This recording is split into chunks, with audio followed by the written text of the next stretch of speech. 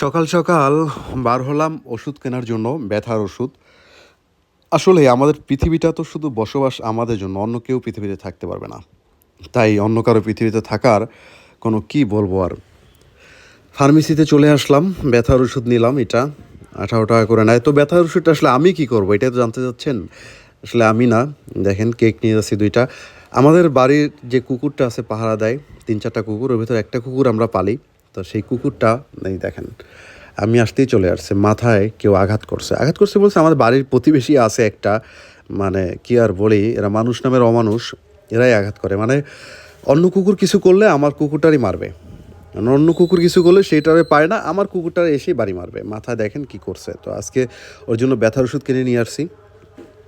আমার দেখা মতে জানেন, কুকুরের মতো কিন্তু প্রভুভক্ত প্রাণী হয় না।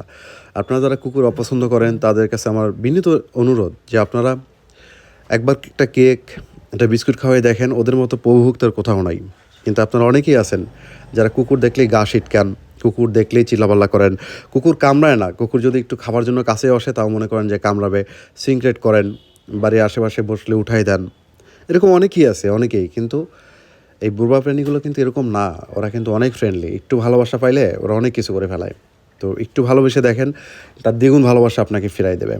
তো আমার আশেপাশে একটা ফ্যামিলি আছে যে কুকুরগুলোকে খুব মারে। তো আমি তারপরে যে ওষুধ নিয়ে আসলাম, ওষুধ এনে ওষুধ খাওয়াই দিলাম। আর আমার এগুলো করতে ভালো লাগে কেন জানেন? আমি মনে করি কি একদিন তো মরতে হবে, আল্লাহর কাছে কী জবাব দিব? আল্লাহ তো বলছেই যে পৃথিবীতে যে জীবে দয়া করিছে যে জন, যে একটা আছে না একটা বাক্য, তো সেটা তো মেনে চলতে হবে। আমি আসলে সব কিছুর মানে যত্ন করি, গরিব মানুষ থেকে শুরু করে তাদেরকে টাকা পয়সা দিই, কুকুর বিড়াল যত প্রাণী আছে, মানে আমার ভালো লাগে।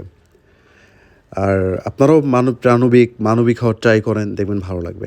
এরপরে এই যে চকবার কিনে নিয়ে যাচ্ছি বউ আর শাশুড়ির জন্য।